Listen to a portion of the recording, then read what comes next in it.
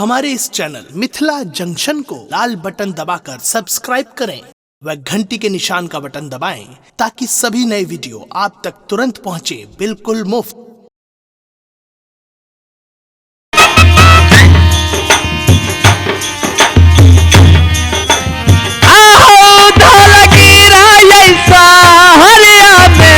तारा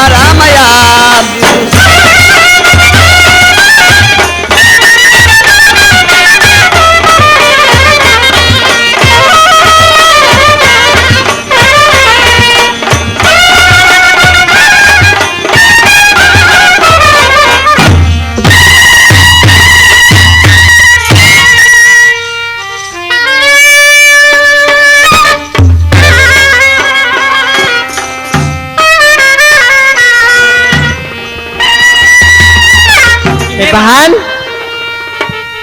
ए मितिल की लाग रहा की बर्थ हाकेले। हाँ है दीदी कि दोनों बहन मिलके एक हाथ सेवा बजाता है बहन। हाँ है बहन से बजे बड़ा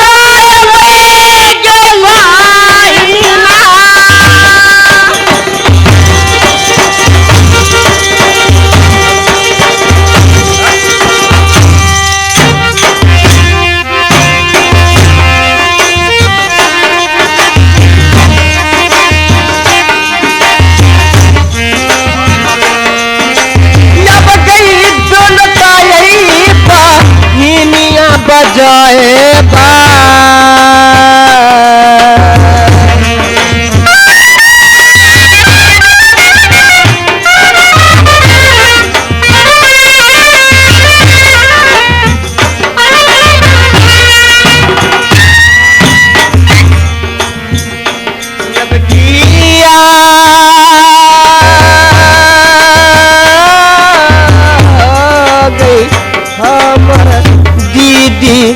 बहिना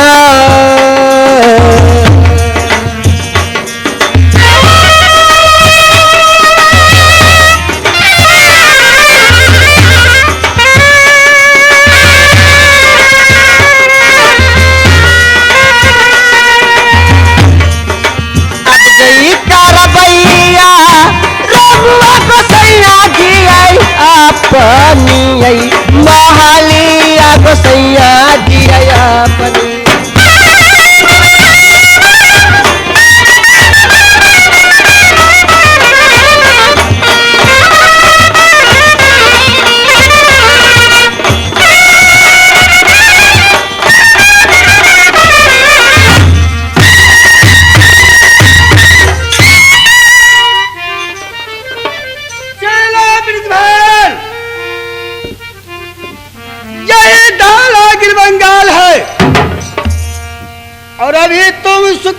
सुखश्री के पास में सो है बेटा, तो अपने दोनों हाथ दोनों को स्थल पर रखता हूं, उसको सत्य भगवान हो जाएगा।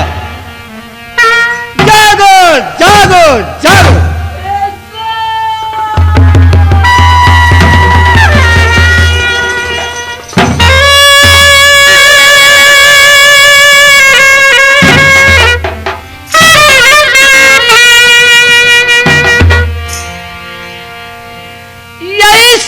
सुखश्री के महल है गुरुदेव,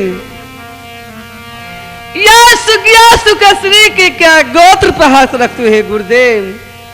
हे सो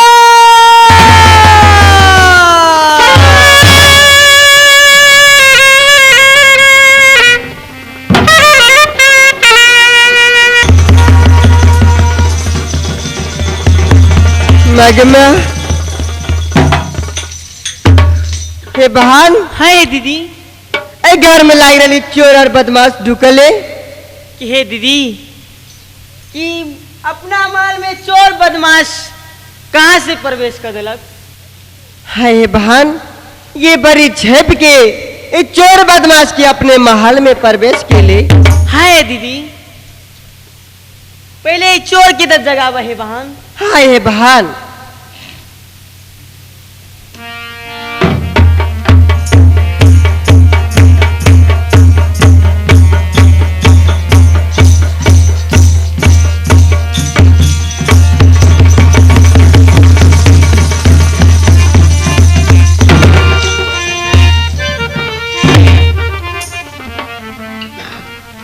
बहन है दीदी, यार चोर लाग रही है बहन।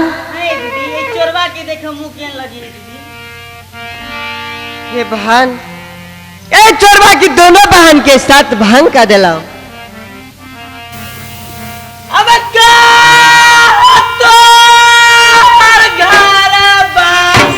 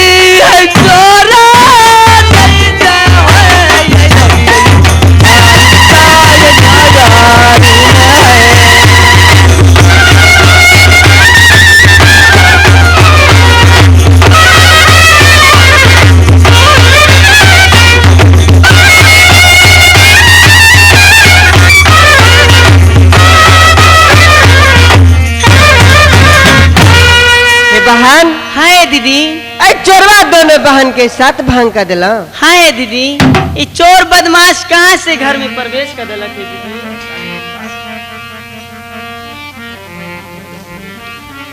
ये जी कहमा तेरा घर वतन है, कहमा निज मकान, कहमा तेरा घर वतन है, कहमा निज मकान। अरे किसे कुल का बालक हो, क्या है तुम्हारा नाम?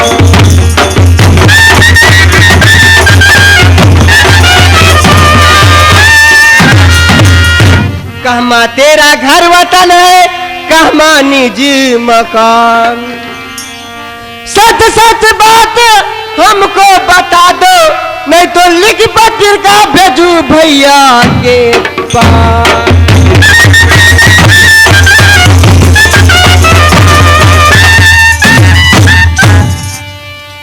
देखा चोर, या सच सच नाम ठेकान बतावा। कुमारी कुमारी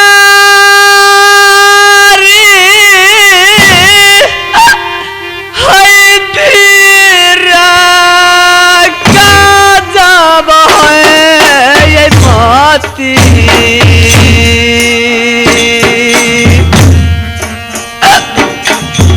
हमरा के भयली है ना।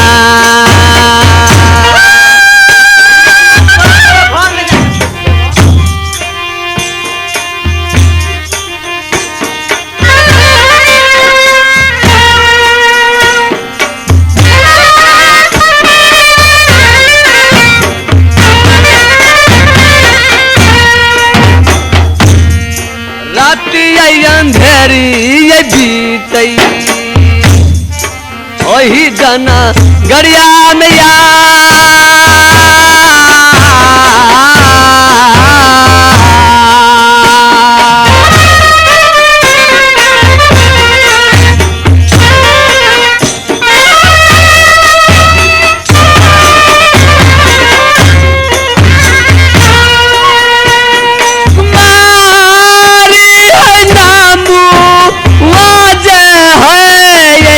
गई राम सी सजा दम आ गई है ना।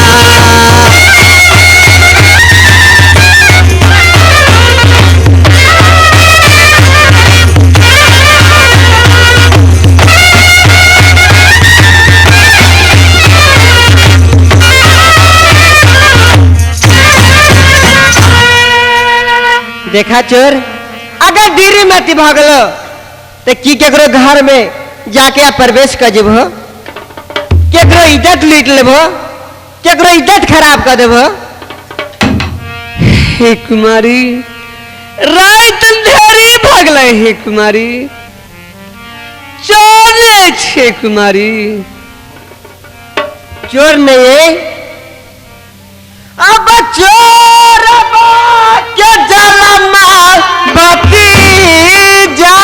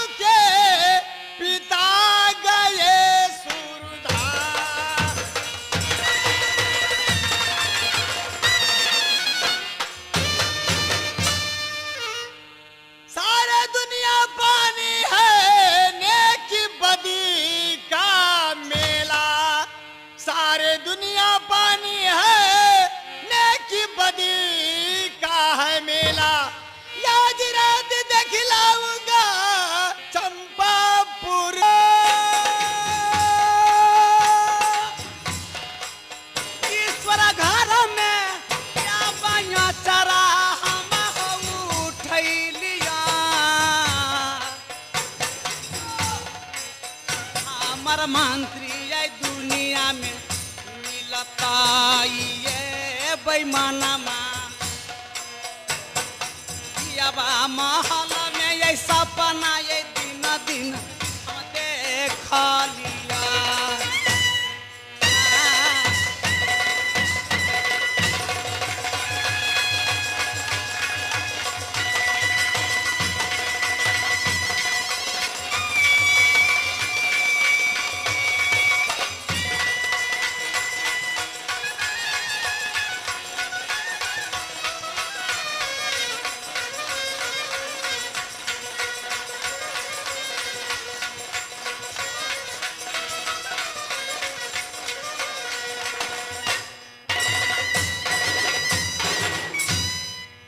मंत्री साहब महारानी जी आज के दिन में बड़ निक सपना देखलो। की सपना देखलो है महारानी जी? अहाँ के मालिक आबि रहलिए 12 बरिस पा अपना महल में। ओ कहाँ गेल छथ?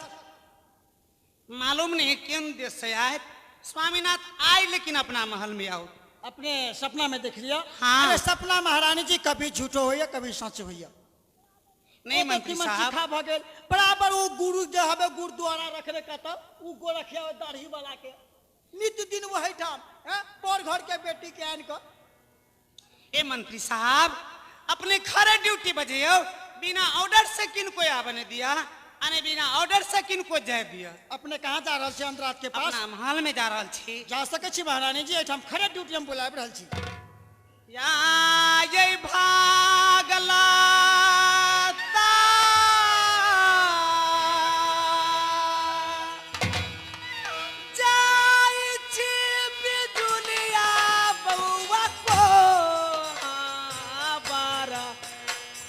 हालिया में गए बैठको।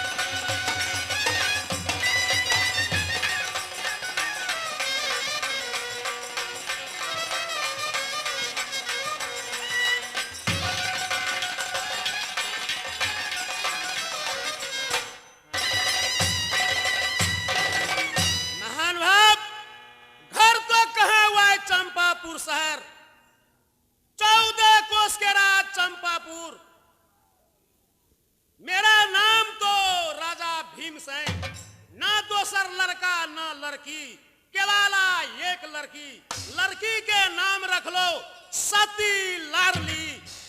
इस बात को मेरा विचार है मंत्री को साथ साथ गप करने के लिए। आज कहां है मंत्री, नहीं है, कोई पता नहीं है। इस वक्त मैं बुला रहा हूं। कहा गे लड़की आई भेलई हो।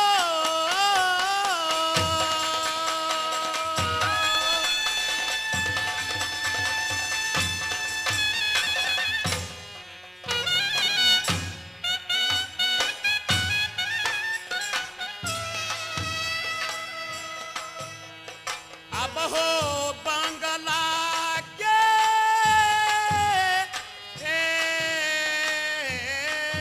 आई छोरी के ये गेला हो।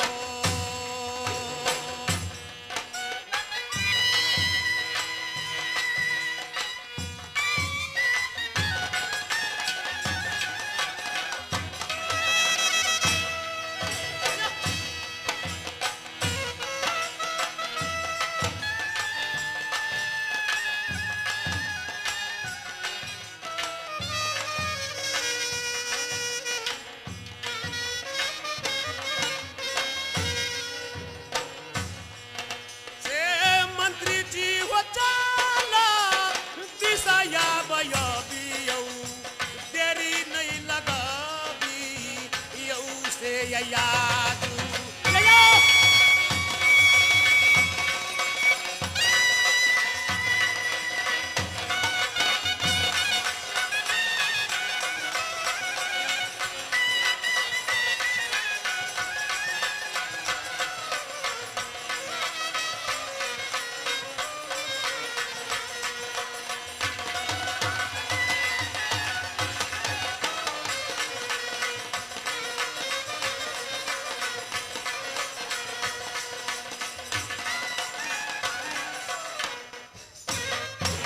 मंत्री साहब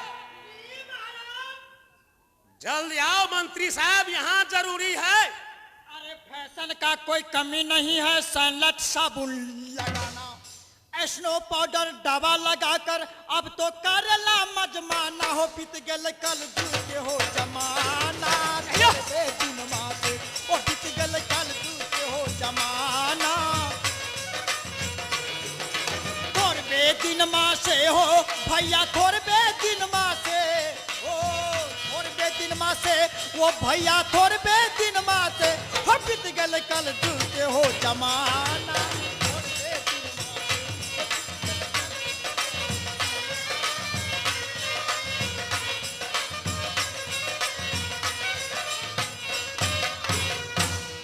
ये राजपूत ब्राह्मण ये कौन मानता, मुर्गी अंडा खाता।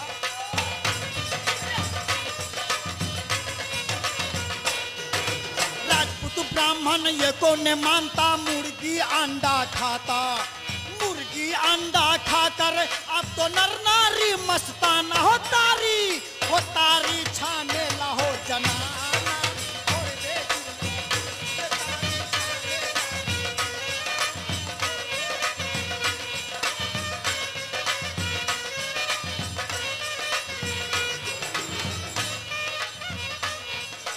घर के कन्या झापल तो पल मेला ठेला मत जाना।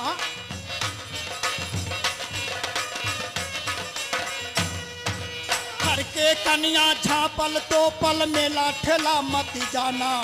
सासु ससुर के कहल न माने, करेला मजमाना हो। मर्द के मारे ला हो जनाना। थोड़े दिन मर्द के मारे ला हो।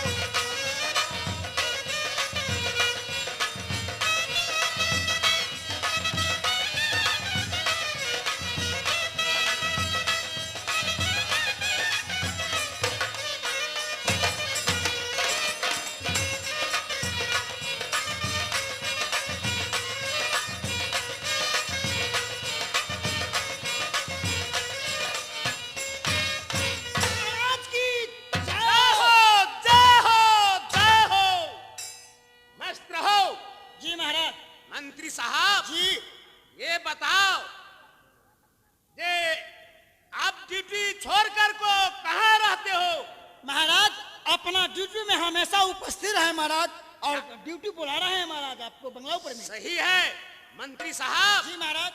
रे जिस समय में सती लाडली बेटी ने जन्म ली, जी महाराज, उस समय में क्या नेम रखा? मैं नेम के तो सुरता भूल गए। महाराज जिस समय आपके जांग से सुपुत्री एक लड़की पैदा हुई, जिस समय आपने मुझको भेजा है कहा तो काशी जी में सुखदेव बाबू जी को जो लड़का ठिठर झा थे, ठिठर झा है, ठिठर झा को बुलाकर वो लड़की को नाम गुनाया महाराज, जिन्होंने वह ब्राह्मण ने कहे कि देखिए मंत्री साहब ये लड़की के नाम रखा जाए सती लाडली। सही में महाराज तो आप क्या कहना चाहते हैं मेरा महाराज? विचार यही है, जो आज चंपापुर में बेटी तो जवान हो गई ना। जी महाराज।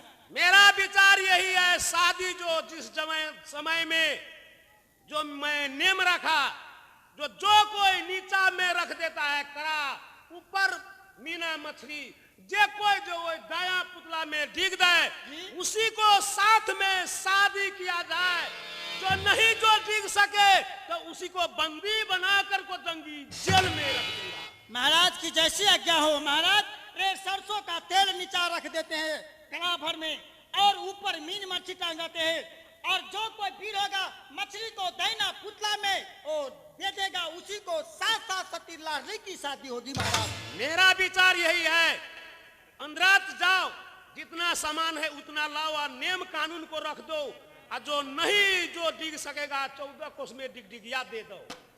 किस चीज का महाराज? ये जो भाई सोमवार हो रहा है, अच्छा, जो राजा भीमसेन के यहाँ ये नियम को जो कोई पूर्ति जो कर देगा उसी को साथ में शादी किया जाए लाडली की महाराज। हाँ जैसी आज्ञा प्रभु। मस्त रहो। जय महाराज। जाओ। हो मन के दया ऐ लाली साबा आबा हो गो सैया जी पूरा कहिए हम अब ले बई न हो हमें अब मन केला इसबाई पूरा हम यादू के यही दिन में हाँ? जयो हाँ।